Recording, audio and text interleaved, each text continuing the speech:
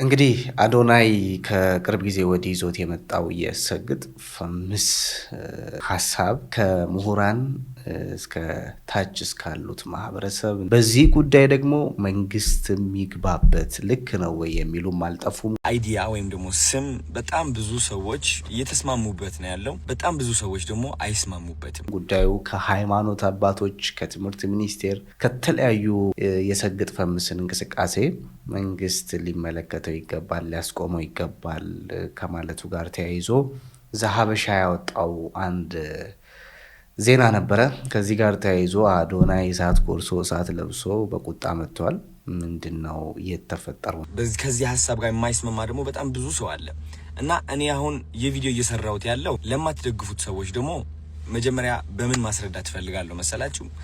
እድል እንድትሰጡኝ እንድትረዱኝ እፈልጋለሁ። ቴምር ፕሮፐርቲስ እነሆ አዲስ ሳይት ሳር ቤት በ35% ቅናሽ በ100% ክፍያ ባለ 2 መኝታ 81 ካሬ 6 ሚሊዮን ብር፣ ባለ 2 መኝታ 106 ካሬ 7.9 ሚሊዮን ብር፣ ባለ 3 መኝታ 134 ካሬ 10.3 ሚሊዮን ብር፣ ባለ 3 መኝታ 152 ካሬ 11.3 ሚሊዮን ብር መግዛት ይችላሉ። በ20% ቅድመ ክፍያ በግንባታ ሂደት ለሚከፍሉ 81 ካሬ ሙሉ ክፍያ 9.3 ሚሊዮን ብር፣ ቅድመ ክፍያ 20% ወይም 1.8 ሚሊዮን ብር፣ 106 ካሬ ሙሉ ክፍያ 12.1 ሚሊዮን ብር፣ ቅድመ ክፍያ 20% 2.4 ሚሊዮን ብር፣ 139 ካሬ ሙሉ ክፍያ 15.9 ሚሊዮን ብር፣ ቅድመ ክፍያ 20% 3.1 ሚሊዮን ብር።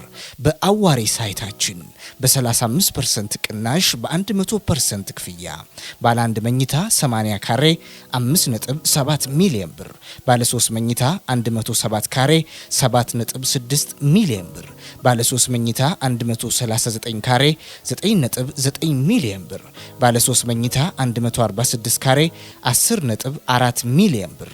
በ20% ቅድመ ክፍያ በግንባታ ሂደት ለሚከፍሉ 80 ካሬ ሙሉ ክፍያ 8.8 ሚሊዮን ብር፣ ቅድመ ክፍያ 20% 1.7 ሚሊዮን ብር፣ 133 ካሬ ሙሉ ክፍያ 14.6 ሚሊዮን ብር፣ ቅድመ ክፍያ 20% 2.9 ሚሊዮን ብር፣ 146 ካሬ ሙሉ ክፍያ 16 ሚሊዮን ብር፣ ቅድመ ክፍያ 20% 3.2 ሚሊዮን ብር፣ ቀሪውን 80% በግንባታ ሂደት ያለምንም ወለድና የግንባታ ዕቃው ጭማሪ በኢትዮጵያ ብር ከፍለው የሚጨርሱት። 30% እና ከዚያ በላይ ለሚከፍሉ ከከፈሉት ላይ ከ15% እስከ 25% ቅናሽ አዘጋጅተናል። ለበለጠ መረጃ በስክሪኑ ላይ በምትመለከቱት የስልክ ቁጥሮቻችን ደውሉልን። ቴምር ፕሮፐርቲስ። ሰላም አዶት፣ እንዴት ናችሁ? ዛሬ በድጋሚ ተገናኝተናል። ቆንጆ ቆይታ እንደሚኖረን አንጠራጠርም። እንግዲህ በያላችሁበት ሁሉ ብዙ ሰላም እንዲሆንላችሁ እመኛለሁኝ። ከሰሞኑ ወቅታዊ ጉዳዮች መካከል ወቅታዊ ማለት አይቻልም፣ በእርግጥ የሱን ወቅቱን ተቆጣጥሮታል። ስለ አዶናይ እንነጋገራለን። ሌሎች ጉዳዮችም አሉ። እስከ መጨረሻው አብራችሁ እንድትቆዩ በአክብሮት ጋብዛለሁ። እንግዲህ አዶናይ ከቅርብ ጊዜ ወዲህ ይዞት የመጣው የሰግጥ ፈምስ ሀሳብ ከምሁራን እስከ ታች እስካሉት ማህበረሰብ እንደዚሁም የተለያዩ የማህበረሰብ ክፍሎች የራሳቸውን ሀሳብ እየሰጡ ይገኛሉ።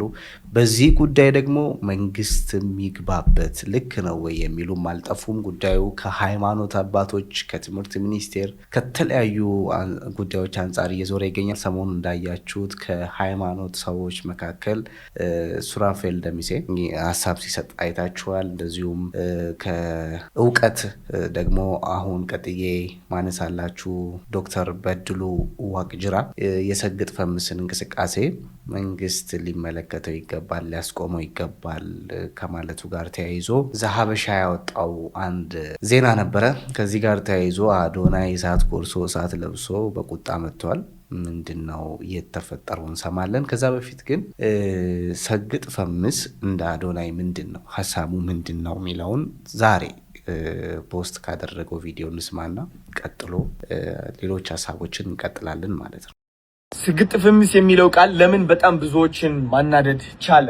አያችሁ፣ ስግጥ ፍምስ የሚለው ቃል የሚገባቸው በጣም ጥቂት ሰዎች ናቸው። እነዚህ ሰዎች ደግሞ ውስጣቸው ላይ የሆነች መንፈስ አለች፣ ሹክ የምትል ማለት ነው። ይህ ህይወት አይገባህም፣ ይህ ኑሮ አይገባህም። አንተ የተሻለ ህይወት፣ የተሻለ በረከት፣ የተሻለ ደረጃ መድረስ አለብህ። ግን እነዚህ ሰዎችን ይፈራሉ። ግን እነዚህ ሰዎች ይሉኝታ አላቸው። ግን እነዚህ ሰዎች ለመከበርና ለመፈቀር ብለው ራሳቸውን የከዱ ናቸው። ግን እነዚህ ሰዎች በራሳቸው መቆም ያልቻሉና እሺ ባይ የሆኑ ሰዎች ናቸው። እነዚህ ሰዎች ታዲያ እንዴት ብለው ነው ከዚህ እስር የሚያመጡት? እንዴት ብለው ነው ህይወታቸው የሚቀይሩት? እንዴት አድርገው ነው የሚቀይሩት? መሰገጥ ይጀምራሉ። የሚሰግጡት ደግሞ ሆን ብለው ሰገጤ ለመባል ነው። ከሰው ክብርና አለመጠበቅ ነው። ከሰው ፍቅርና አለመጠበቅ ነው። ሰዎች እንዲያደንቁ አለመጠበቅ ነው። እንዲያጨበጭቡልህ አለመጠበቅ ነው። በራስህ መተማመን ነው። የራስህ አጨብጫቢ መሆን ነው። ከሰዎች በፊት ራስህን ማክበር ነው። ሰዎች ኩባያ ከመሙላታቸው በፊት የራስህ ኩባያ መሙላት ነው። ስግጥ ፍምስ ስንል በጣም ብዙ ሰዎች የሚናደዱና ይህ ሀሳብ የማይቀበሉት ናቸው። እነዚህ ሰዎች ደግሞ በጣም ለውጥ የማይፈልጉ ሰዎች እንደሆኑ ተረድቻለሁ እኔ። እውነቴን ነው የምላችሁ። እነዚህ ሰዎች እውነቴን ነው የምላችሁ በክብር ስም በፍቅር ስም ሌሎች ሰዎችን መግዛት የሚወዱ ሰዎች እንደሆኑ ማወቅ አለባችሁ። መሰገጥ መጥፎ ሊሆን አይችልም። መስራት ማለት ነው። በራስ መተማመን ማለት ነው። መቼ ነው በራስ መተማመን መጥፎ የሆነው? መቼ ነው ራስህን ሰግጠህ መውደድ መጥፎ የሆነው? አንድ ተማሪ ሰግጦ ጥሩ ውጤት አምጥቶ ይፈምሳል አይደለ? ከመምህሮቹና ከወላጆቹ መሃል መቼ ነው ይህ መጥፎ የሆነው? ለምንድን ነው ሐሳቡ እንዳይገባችሁ የምትፈልጉት? አንዳንዶቻችሁ ሐሳቡ ግልጽ ነው። ወጣቱም ገብቶታል፣ እንዳለ ህዝቡ ገብቶታል። ልንገራችሁ። ስለዚህ ስግጥ ፍምስ እንዳለን ህይወታችንን እንቀይራለን። በምንም ተአምር በክብር ስም በፍቅር ስም መታሰር የለም። እንወጣና ራሳችንን እናሳያለን። እውነቴን ነው የምላችሁ። ኢትዮጵያ ውስጥ በጣም ብዙ ታለንትድ ሰዎች አሉ። እቺን ሀገር ማስጠራት የሚችሉ ኢትዮጵያን ኢንተርናሽናል ማድረግ የሚችሉ በጣም ብዙ ታለንትድ የሆኑ ሰዎች አሉ። እነዚህ ታለንትድ ሰዎች ደግሞ ማለት ነው ዶክተሮች ናቸው። ልንገራቸው። ግን በዶክተር ብቻ መስራት አይፈልጉም። አንዱ ዶክተር ሆኖ ዘፋኝም ሊሆን ይችላል። መስፈን እስከፈለገ ሰግጠት ዘፍናለህ። ዶክተር መሆነ እያለም የሰዎች ህይወትም እያዳንክ እያለ ትዘፍናለህ። ግን ይህ ሰው የሚፈራው ቤተሰቦቹ እንዳይንቁት ነው። አንተ የተከበረ ስራ ይዘህ እንደዚህ ራስህን ታዋርዳለህ ይባላል። ምን አባህ ገባ? ሰግጠት ትሰራለህ። የፈለጉትን ይበሉ። እንደዚህ ነው ህይወት የሚቀየረው። እኛ ሰዎች ስንባል አንድ አይነት መንገድ ብቻ አይደለም የተሰጠን፣ 10 አይነት መንገድ መከተል እንችላለን። ከፈለግን አክተር፣ ከፈለግን ዘፋኝ፣ ከፈለግን ዶክተር፣ ከፈለግን ኢንጂነር፣ የፈለግነውን ነገር ይዘን የፈለግነው ማዕረግ መርጠን መከተል እንችላለን። ሰው የመረጠልን ማዕረግ ተከትለን ግን ራሳችንን ማሰር የለብንም። ስግጥ ፍምስ አሁንም ይቀጥላል። እወዳችኋለሁ። ስግጥ ፍምስ ብዙ ፈተናዎች ቢገጥሙትም አሁንም ይቀጥላል እያለ ነው ያለው አዶናይ። በዶክተር በድሉ ዋቅጅራ አስተያየት ዘሀበሻ ያወጣውን ዜና ተመርኩዞ የሰጠውን አስተያየት አሰማችኋለሁ። ከዛ በፊት ግን ይህ ወንድማችን የተሻለ ያቀረበ ይመስለኛል። የአዶናይን ሀሳብ ከመረዳት አንጻር የተሻለ ሀሳቡን የተረዳ ይመስለኛል። የሰግጥ ፈምስ ሀሳብ ለብዙዎች ግልጽ ባይሆንም ብዙዎቻችሁ በሻይ ቡና የኢትዮጵያ ቴሌቪዥን ፕሮግራም ታውቁታላችሁ። እስቲ እንስማ። 3.5 ሚሊዮን ተከታይ ያለ ምክንያት አይደለም ይኖረው።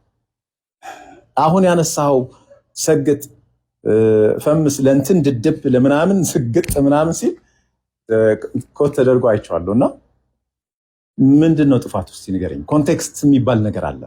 ነገሮችን ደደብን የምታውቀው ቃሉን ሌላ ጊዜ ምንም የማያውቅ የሆነ የማይገባው ምናምን ብለህ ሊሆን ይችላል ነው።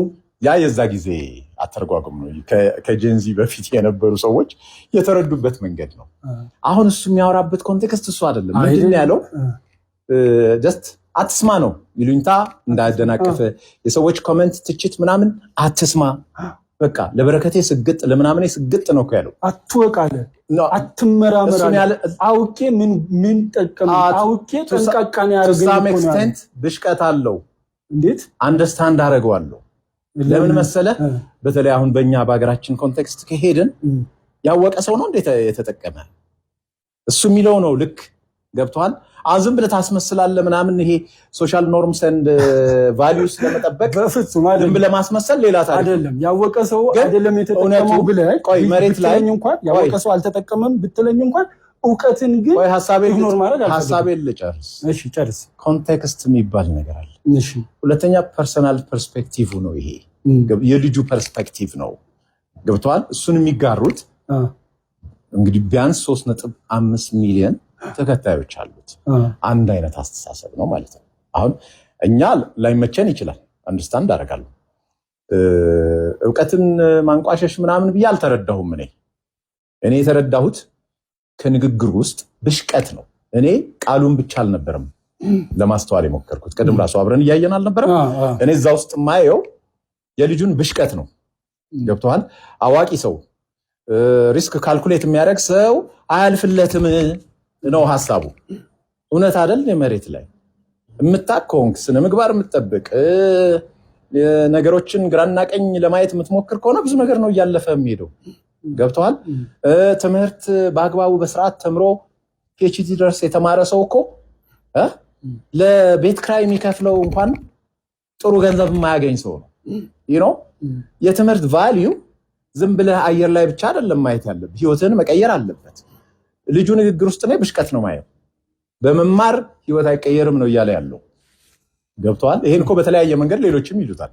ለምሳሌ ከቢጃይ ጋር በነበረን ውይይት አይተህ ከሆነ ከዲግሪ ይልቅ ስኪል ይሻላል አለ which is true። አሁን ትምህርት ላይ ብዙ ማጥፋት አይደለም ህይወት ይሄኛው ግን እሱንም እንኳን ይቅርብ ነው አላለም።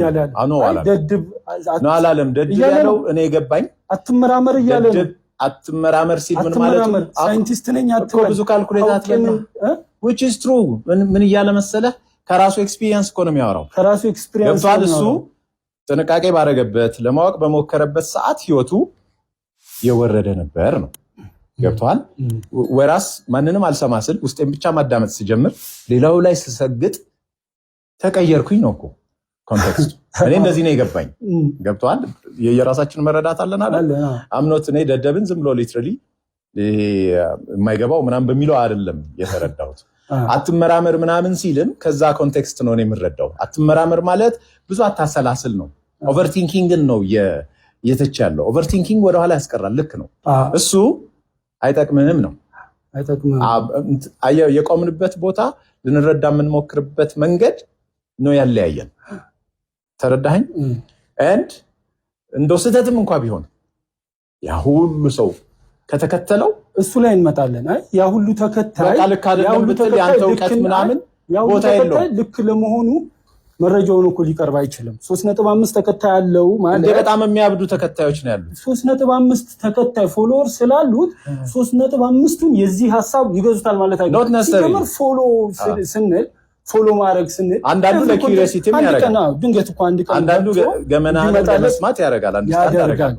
ግን የሱ እንደዛ አይደለም። ሌሎች ፖይንቶችን ነው የምናያይዘው። ስለ ልጁ ሌሎች ፖይንቶችን እናያይዛ።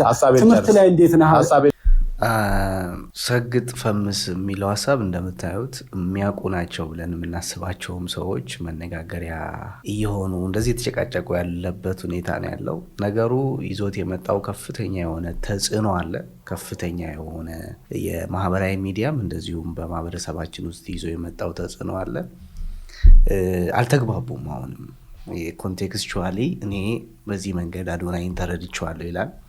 ያኛው ወገን ደግሞ ጭራሽ የተጠቀማቸው ቃላትም ሀሳቡም ትክክል አይደለም ይላል። በዚህ በኩል ደግሞ የፎሎወሩ መጠን መመልከት በቂ ነው ልጁ ትክክል ለመሆኑ። ያው ፎሎወር ወይም የተከታይ መጠን አንድን ሰው ስህተቱን ትክክል አያደርግለትም።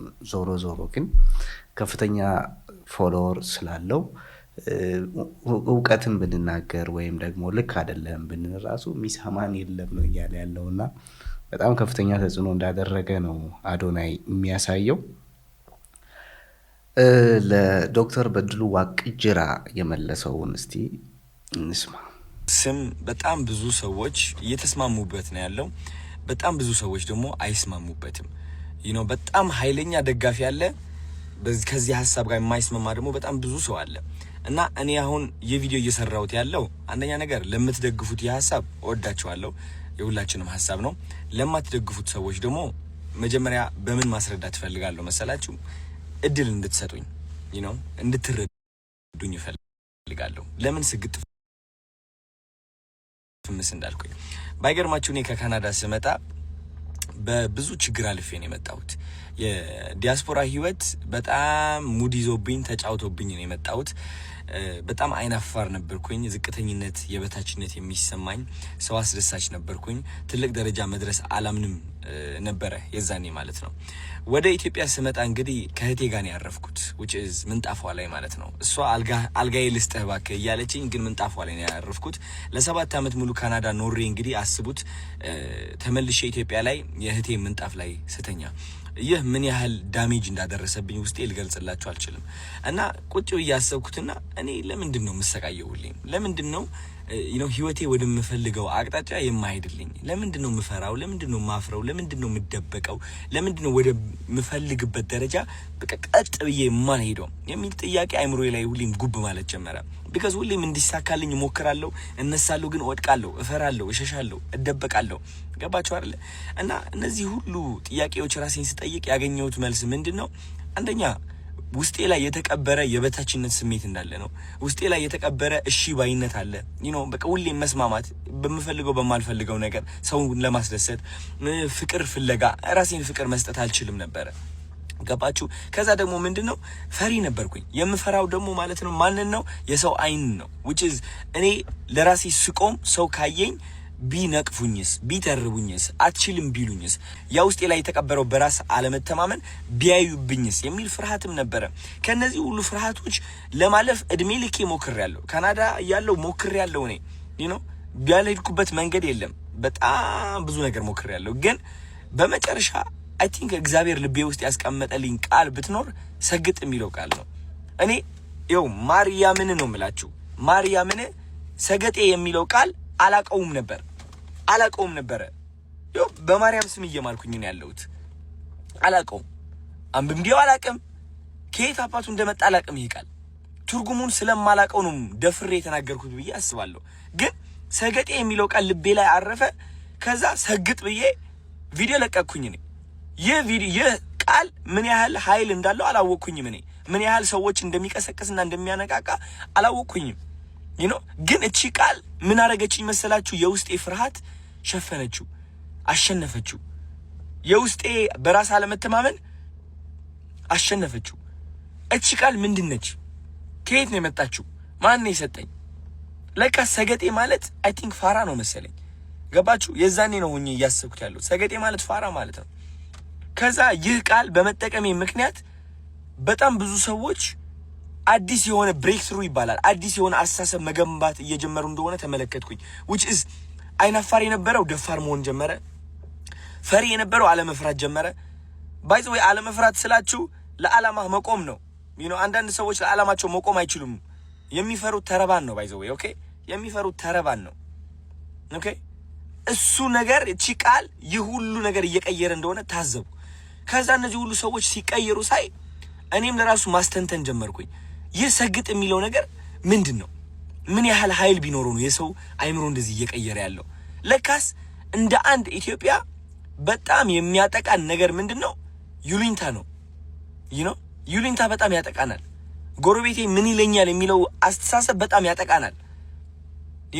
እድሜ ልካችን ሰነፍ እንደሆን ከተነገርን ወይም ደግሞ አይናፋር እኮ ነው ልጄ እንትን እኮ ነው እየተባልን አድገን እዚህ ደረጃ ደርሰን ያ ማንነት ተቀርጾ ያድጋል። አይናፋር ነኝ እኔ በራሴ አልተማመንም ያን ያህል ቆንጆ አይደለሁም የሚለው ማንነት ተቀርጾ ያድግና እዚህ እድሜ ላይ ስንደርስ ተደምድሞ እውነታችን ሆኖ እናገኘዋለን። አንፈልገውም እኮ ገባችሁ?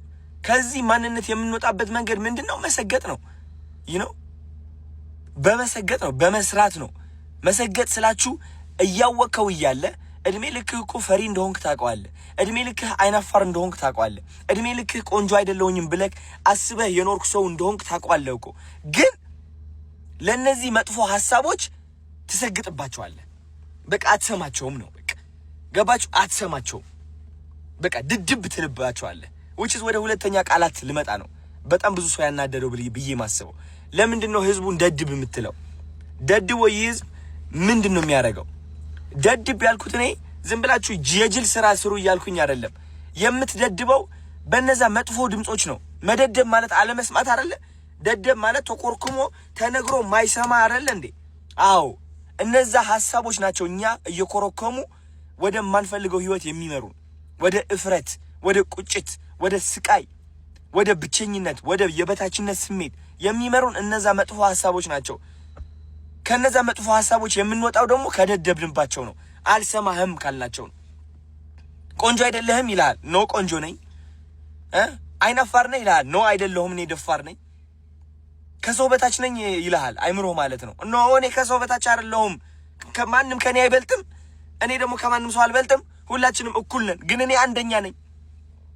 አየህ፣ እንደዚህ አይነት ድፍረት ከራስህ ጋር ለማምጣት እነዛ ድምጾች መክዳትና አለመስማትን ያስፈልጋል። እኔ የተጠቀምኩበት ቃላቶች ደግሞ እነዚህ ድድብ የሚለው ስግጥ የሚለው ቃላቶች በጣም ኃይለኛ የሆኑ ቃላቶች ከመሆናቸው የተነሳ ሰርጸው ይገባሉ፣ የሰው አይምሮ ሰብረው ይገባሉ። እነዛ መጥፎ ሐሳቦችን በኃይለኛው ነው የሚሰብሩት። ለምን ይመስላችኋል ቲክቶከር የበዛው በዚህ ጊዜ? ኢትስ ቢካዝ እነዛ መጥፎ ሐሳቦች እስካሁን እያሰሩት ነበረ። አሁን ግን ከነዛ ሐሳቦች መውጣት ችሏል። አብዛኛው ሰው በራሱ መተማመን ችሏል። ለመጀመሪያ ጊዜ ራሱን ማፍቀር ችሏል። እና እንደዚህ አይነት ነገር ነው መፍጠር የቻልኩት እኔ። ስለዚህ ከዚህ ሐሳብ ጋር የማትስማሙበት መንገድ እኔ ሊታየኝ አልቻለም። እንደ በጣም ብዙ ተከታታዮች አላችሁኝ አሁን ይህ ቪዲዮ የምትመለከቱ ሳትናደዱ የሆነ እኛንን ትክክል ብላችሁ ለመፎከር ሳትሞክሩ ቁጭ ብላችሁ እንደዚህ ሐሳባችሁ ብታጋሩ እነዚህ በሰግጥና በድድብ ማለት በድድብ ለበረከቴ ስግጥ ለበረከቴ የሚለው ነገር የማይስማሙ ሰዎች ለማሳመን ብንሞክርስ ሁላችንም ሆነ እንዴት እያገዘንና ህይወታችን እንዴት እየቀየረ እንደሆነ ለማሳየት ብንሞክርስ? እስኪ ቪዲዮ ልቀቁ ጋይስ። በእኔ ሐሳብ የምትስማሙ ከሆነ ቪዲዮ ልቀቁና አወንታዊ በሆነ መንገድ ለማስረዳት እንሞክር። እንዴት እነዚህ ቃላቶች ፍቅር እየገነቡ እንደሆነ ኮንፊደንስ እየገነቡ እንደሆነ እስኪ እናስረዳ። ወይስ እኔ ብቻዬን ተሳስቻለሁ እንዴ? ገባችሁ? አብረን እስኪ እናስተምርና እናሳይ። ስፔሻሊ የተማራችሁ ሰዎች፣ ዶክተር የሆናችሁ ሳይንቲስቶች፣ ትልቅ ደረጃ ያላችሁ ማለት ነው። እውነቴን ነው የምላችሁ። በዚህ ሐሳብ የምትስማሙ ከሆነ እባካችሁ ወደፊት ውጡና ተናገሩ። የማትስማሙበት ከሆነ ሁላችሁም ደግሞ ከዚህ ሁሉም በማስረዳት በኋላ ካልተስማማችሁበት መናገርም ትችላላችሁ እንደዛው። እኔ እውነቴን ነው የምላችሁ ቁጭ ብዬ የመመልከት አቁሙ አለኝ። የሆነ ነገር ትክክል ካልሆነ ይቅርታ የምል ሰው ነኝ። ትክክል ካልሆነ ማለት ነው። ገባችሁ አይደለ? ስለዚህ እባካችሁ ኮሜንት ብቻ ሳይሆን ቪዲዮም ልቀቁና ሐሳባችሁ ግለጹ። ስግጥ የሚለው ቃል ድድብ የሚለው ቃል ለበረከቴ ማለት ነው ህይወታችሁ በምን መንገድ ነው የቀየረው? ቁጭ ብላችሁ ቪዲዮ ሰርታችሁ እንድትለቁልኝ ይፈልጋለሁ ጋይስ። እናስረዳ እንዴት እየተቀየርን እንደሆነ፣ እንዴት ወጣቱ እየተቀየረ እንደሆነ። የበለጠ ነገር እየተፈጠረ ነው ያለው። ፍቅር ነው እየተፈጠረ ያለው። እኔ ደግሞ ልንገራችሁ ከፍቅር ውጪ ምንም አልፈልግም።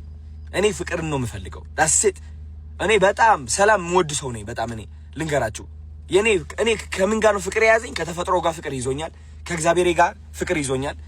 እግዚአብሔር ከዛ ውጪ ምንም የለኝም። እኔ ምንም ያዝኩት ሐሳብም የለም። ገባችሁ አይደለ? ሰላምን ነው የምፈልገው። እውነቴን ነው የምላችሁ። እና እናንተም የኔ ተከታታዮች እንደዛ እንድትፈልጉ ነው የምፈልገው። በቃ እኔ ለፍቅር እንድትቆሙ፣ ለኮንፊደንሳችሁ እንድትቆሙ፣ ክሪኤቲቪቲ ኢንተርናሽናል እንድንሆን ኢትዮጵያ እንደ ኢትዮጵያ ማለት ነው ይዘን ወደ አፍሪካ፣ ከአፍሪካ ደግሞ ወደ ውጭ ሀገር ታለንትድ የሆኑ ሰዎች እንዲወጡ ነው አላማዬ። ከዚህ ውጭ ምንም የለም። ገባችሁ? እና እግዚአብሔር ይመስገን ሁሉም ነገር እየተቀየረ ነው ያለው። ሐሳባችሁ ስጡበት። ወዳችኋለሁ። ቪዲዮ ላይ እናንተ ሐሳባችሁን ስጡ። እኔ ግን ኮሜንቶቹን እያየው ምናልባትም አዶናይ ሊጠነቀቅባቸው ይገባል ብዬ የማስባቸው ጉዳዮች ይመስሉኛል። ምክንያቱም በዚህ ልክ የሰው መነጋገሪያ መሆን ወይም በዚህ ልክ ትችቶችና ተቃውሞች ሲመጡ ማኔጅ መደረግ ካልቻለ ላልተፈለገ ቀውስና ውጤት ይዞት ሊዳርገው ስለሚችል ወደ ስኬት እያመራው ነው የሚለውን አዶናይን ወደ ሌላ አቅጣጫ እንዳይወስዱት ብዙ ሰዎች በኮሜንት መስጫ ሳጥኑ ሲመክሩት ተስተውለዋል። ከወትሮ በተለየ ማለት ነው። የከፍተኛ ላይክ ያለው ወይም ከፍተኛ ተቀባይነት ያላቸው ኮሜንቶች ሁለት ናቸው። አንደኛው እኔ ግን የፈራሁልህ ነው የሚል ነው። ከዛም ለአዶናይ ግን እንደኔ የፈራ አለ የሚሉ ተመሳሳይ ኮሜንቶች፣ ብዙ ተመልካች ባይኖራቸውም ግን ተመሳሳይ ኮሜንቶች አሉና ያለበት ወይም ነገሩ እየሄደበት ያለበት ጡዘት እጅግ በጣም ፈጣን ስለሆነ ሌላ ጣጣ ይዞ እንዳይመጣ መጠንቀቅ ያስፈልጋል ብዬ አስባለሁኝ። የተከታተላችሁትን ይመስላል ቆይታችን። መልካም ጊዜ እንዲሆንላችሁ እመኛለሁ።